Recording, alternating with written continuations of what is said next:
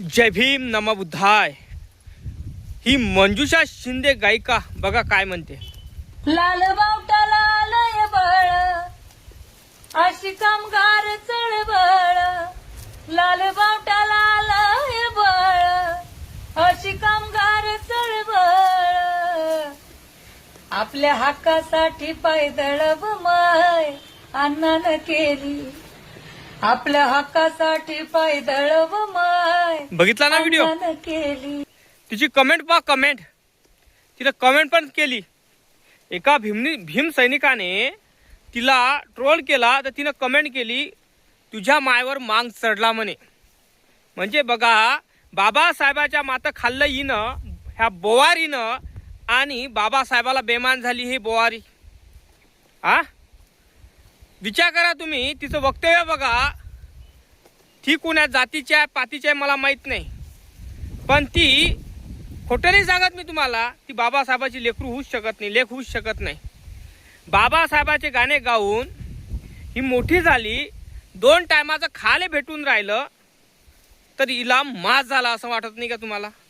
तिने कमेंट केली एका भीमसैनिकाला आणि काय म्हटलं, तुझ्या मायला माज झाला होता म्हणून तू जनला आणि तुझ्या मायवर मांग चढला, अशा पद्धतीचं वक्तव्य तिनं कमेंट केलेली आहे। मग विचार करा तुम्ही। आणि काय म्हणते ते, चळवळ माय पायदळ केली अण्णा भाऊनं। म्हणजे विचार करा तुम्ही या गोष्टीचा।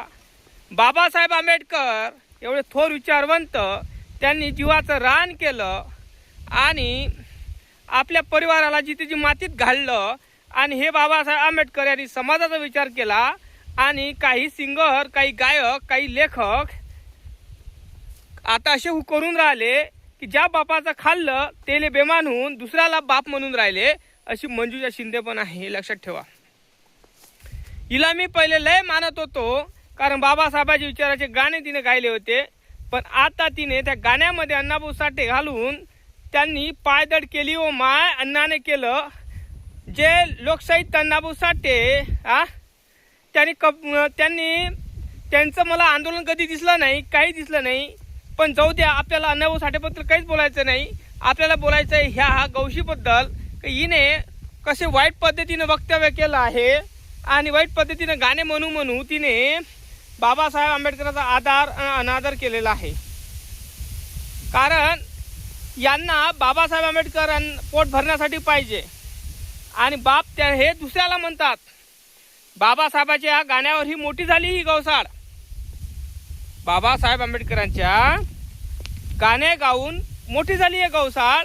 पण आता असं झालं आहे की काही लोक बाबासाहेबाचं खाऊन बेमान झाले।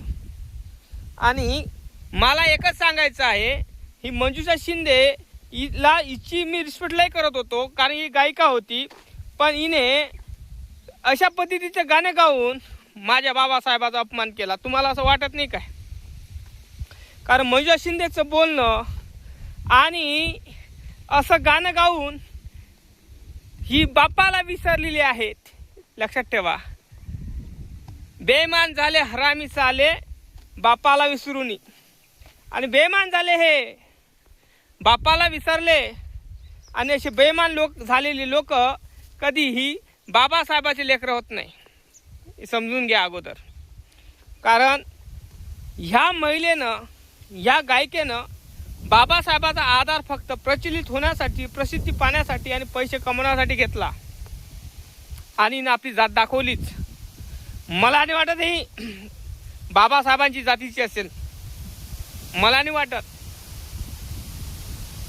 कारण बाबासाहेबांच्या जातीची असूच शकत नाही। हे तुम्हाला काय वाटते नक्की कमेंट करून तुम्हीच सांगा।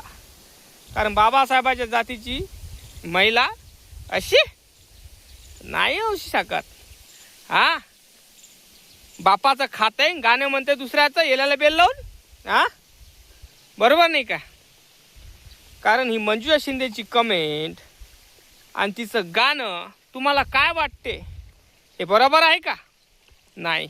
आपणच अशा लोकांना मोठं करतो, आपणच ह्या लोकांना दूर नेतो, आणि जेव्हा आपल्या बापाचं ते अवहेलना करतात, जेव्हा आपल्या बापाच्या कार्याला विसरून जातात, बेमान होतात, अशा लोकांना कधीही समोर नेऊ नका, हे माझं मत आहे.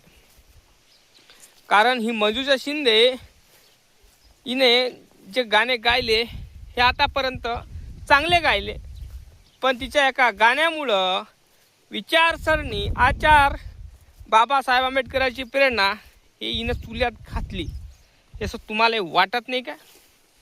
कारण माझा बोलण्याचा हेतू कुठल्या महिलेवर नाही ना कुठल्या तिच्या अस्तित्वावर नाही. माझा बोलण्याचा हेतू हाच आहे की तू बापाला विसरलीस आणि बेमान झालीस. कळलं का? तुझी एक कमेंट आणि तुझा हे गाणं हे सांगते की तू बापाचं खाल्लं आणि दुसऱ्याला बाप म्हटलं. कळलं काय दादा? तर अशा सिंगरला सपोर्ट करू नका.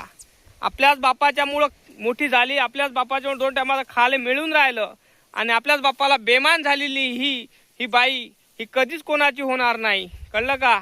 जय भीम, जय शिवराय, जय जवान, जय किसान, जय संविधान.